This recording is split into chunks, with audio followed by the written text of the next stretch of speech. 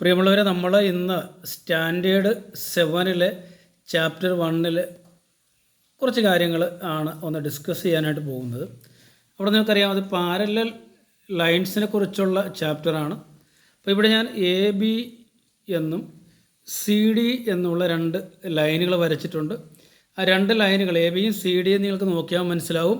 അപ്പോൾ തുല്യ അകലത്തിലാണ്. അതായത് ABയെയും CDയെയും നമ്മൾ റൈറ്റിലോട്ടോ അല്ലെങ്കിൽ ലെഫ്റ്റിലോട്ടോ നമ്മൾ നീട്ടി വരച്ചാൽ ആ ലൈനുകളങ്ങും കൂട്ടി മുട്ടത്തില്ല എന്ന് നമ്മൾ മനസ്സിലാക്കും. മാത്രവുമല്ല, ഇവ തമ്മിലുള്ള അകലം ഈ 2 ABയും CD ഈ 2 ലൈൻ സെഗ്മെൻറ്റുകൾ അല്ലെങ്കിൽ ലൈനുകളുടെ അകലം എന്ന് പറയുന്നത് ഈക്വൽ ആണ് എന്ന് നമ്മൾ മനസ്സിലാക്കുന്നു. അതായത് അകലം ഈക്വലാകുകയും എല്ലാ സ്ഥലങ്ങളിലെയും അകലം ഈക്വലാകുകയും അവ എങ്ങും കൂട്ടി മുട്ടാതെ പോകുകയും ചെയ്താൽ അവയാണ് നമ്മൾ പാരലൽ ലൈൻസ് അല്ലെങ്കിൽ സമാന്തര രേഖകൾ എന്ന് പറയുന്നത്. അപ്പോൾ ഇവിടെ ABCD എന്ന് പറയുന്ന 2 സമാന്തര രേഖകൾ തന്നിട്ടുണ്ട്. അതിനെ നിങ്ങൾ നോക്കിയാൽ കാണാം, XY എന്ന് പറയുന്ന ഒരു ലൈൻ ആ ABCDയിലൂടെ കടന്നു പോവുകയാണ്. നമുക്കതിനെ ഇൻ്റർസെക്റ്റ് ചെയ്തു എന്ന് പറയാം. അതായത് ABCD എന്ന് പറയുന്ന പാരലൽ ലൈൻസുകൾ XY എന്ന് പറയുന്ന ഒരു ലൈൻ അല്ലെങ്കിൽ ഒരു ലൈൻ സെഗ്മെൻറ്റ് ഇൻ്റർസെക്റ്റ് ചെയ്തിട്ടുണ്ട്. അങ്ങനെ ഇൻ്റർസെക്റ്റ് ചെയ്യുമ്പോൾ ഉണ്ടാകുന്ന ആംഗിൾസുകളെ കുറിച്ചാണ് നമ്മൾ പ്രധാനമായിട്ടും പഠിക്കുക. ഇവിടെ നിങ്ങൾ നോക്കിക്കാണാം, 1, 2, 3, 4 ഇവിടെ 4 ആംഗിൾസ് ഉണ്ട്. അതുപോലെ ഇവിടെയും 4 ആംഗിൾസ് ഉണ്ട് അല്ലേ. 1, 2, 3, 4. ഇനി വീണ്ടും ഒരു ലൈൻ നമ്മൾ വരച്ചാൽ അവിടെയും നമുക്ക് 4 ആംഗിൾസ് കിട്ടും. അതൊന്ന് ഓർത്തിരിക്കുക. ഞാൻ ആംഗിൾസൊക്കെ പേര് കൊടുത്തിട്ടുണ്ട്. കണ്ടോ, ABCD എന്നിങ്ങനെ പേര് കൊടുത്തിട്ടുണ്ട്. ഇവിടെയാണെങ്കിലും EFGH എന്നിങ്ങനെയും പേര് ഞാൻ കൊടുത്തിട്ടുണ്ട്. അത്രയും ഓക്കെ അല്ലേ? ഇനി നമ്മൾ ഓരോ കോണുകളുടെയും ആ ഒരു പൊസിഷൻ പറയുവാനായിട്ട് പോവുകയാണ്.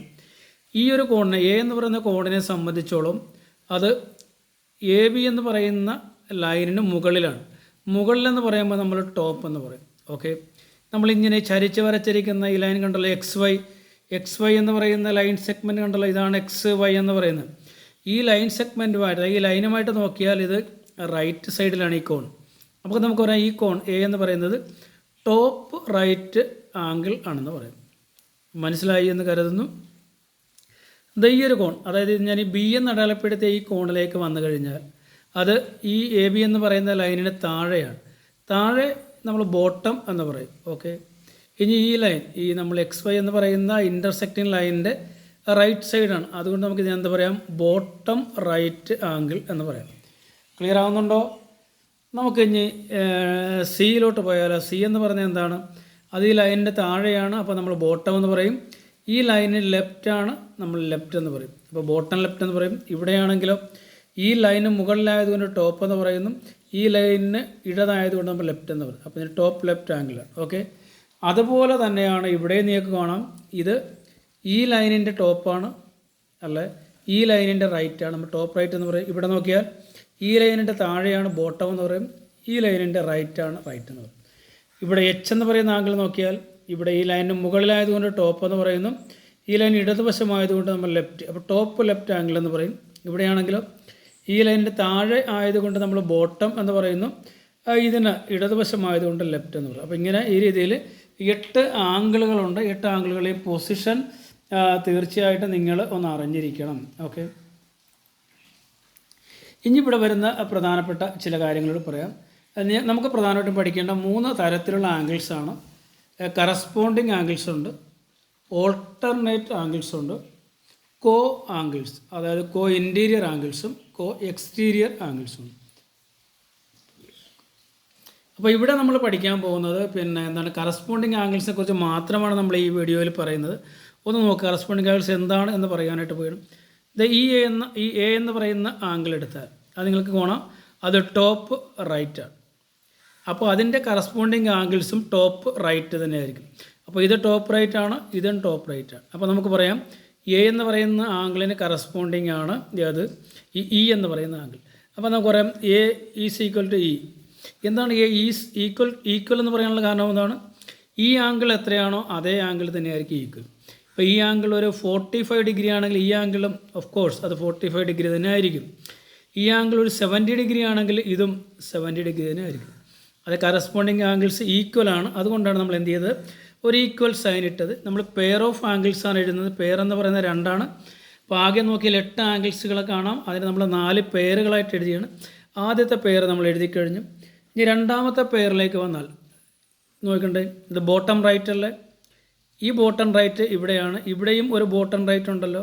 അതായത് ഈ ബോട്ടം റൈറ്റ് നമ്മൾ ബി എന്ന് പറഞ്ഞ് പേര് കൊടുത്ത്, ഈ ബോട്ടം റൈറ്റിനെ എഫ് എന്ന് കൊടുത്ത്, അവയും എന്തായിരിക്കും, അവയും ഈക്വൽ ആയിരിക്കും. ഇനി അടുത്ത എന്താണ്, നമുക്ക് ഡി എന്ന് പറയുന്ന ഡി ആംഗിളിലേക്ക് പോയാലോ. ഇത് ടോപ്പ് ലെഫ്റ്റാണ്. അതിന് കറസ്പോണ്ടിങ് ആയിട്ട് വരുന്നത് ഈ ടോപ്പ് ലെഫ്റ്റാണ്. അതായത് ഡി എന്ന് പറയുന്നത് എച്ചിന് തുല്യമാണ്. D is equal to H എന്നെഴുതി. ഇനി ഒരു പെയർ ഓഫ് ആംഗിളുകളുണ്ട്, ഇതല്ലേ.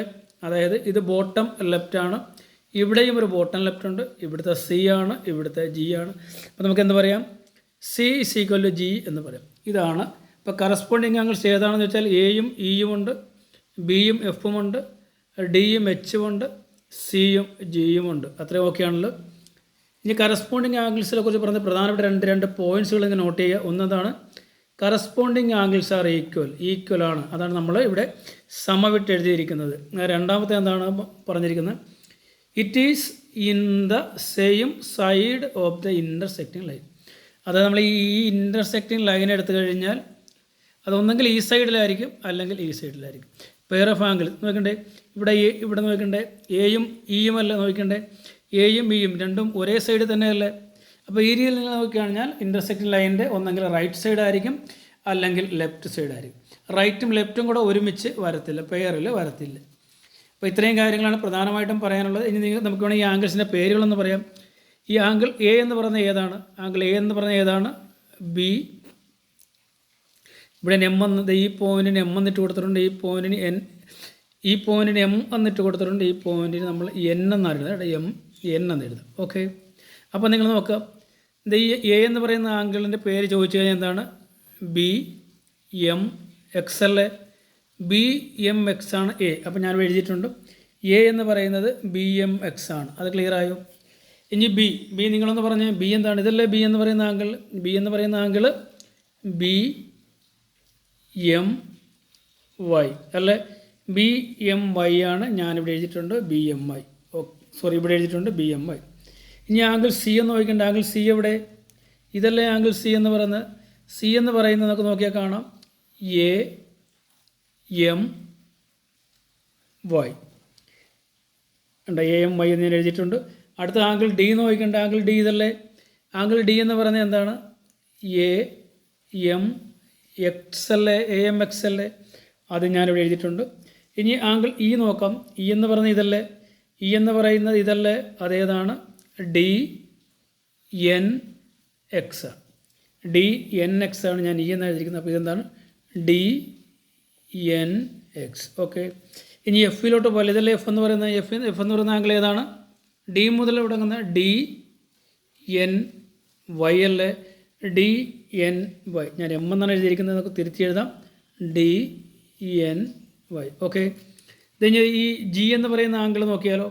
ജി എന്ന് പറയുന്ന ആംഗിൾ ഇതാണ്, സി എൻ വൈ ആണ്. എന്താണ്, ഇവിടെ എഴുതാം സി എൻ വൈ. ഇനി എച്ച് എന്ന് പറഞ്ഞ ഈ ആംഗിൾ നോക്കിയാലോ. ഈ ആംഗിൾ ഏതാണ്, അത് ഇവിടെ നിന്നല്ല തുടങ്ങുന്നത്, C N X. C N X ആണ്. നമ്മൾ എം ആണ് എല്ലാത്തിനും എഴുതിയത് കൊണ്ടാണ് സി എൻ എക്സ്. ഓക്കെ. അപ്പോൾ ഇത്രയും കാര്യങ്ങളാണ് എന്താണ് നമ്മളുടെ പാരലൽ ലൈൻസുമായിട്ട് ബന്ധപ്പെട്ട് നമുക്ക് പറയാനുള്ളത്. കറസ്പോണ്ടിങ് ആംഗിൾസിനെ കുറിച്ച് പറഞ്ഞു, പിന്നെ ഓരോ ആംഗിളിലെ പൊസിഷൻ നമ്മൾ പറഞ്ഞു, ഓരോ ആംഗിളിൽ നമ്മൾ നെയിം കൊടുത്തു, B M X B M Y എന്നൊക്കെ നമ്മൾ പേര് കൊടുത്തു. അപ്പോൾ അടുത്ത ക്ലാസ്സുകളിൽ നമ്മൾ ഓൾട്ടർനേറ്റ് ആംഗിൾസും കോ ആംഗിൾസും, അതായത് കോ ഇൻറ്റീരിയർ ആംഗിൾസും കോ എക്സ്റ്റീരിയർ ആംഗിൾസും പഠിക്കും. അപ്പോൾ ഇത് നിങ്ങൾ നന്നായിട്ട് ശ്രദ്ധിച്ച് 2-3 പ്രാവശ്യം കണ്ടു കഴിഞ്ഞാൽ നിങ്ങൾക്ക് നന്നായിട്ട് മനസ്സിലാവും. Okay, thank you.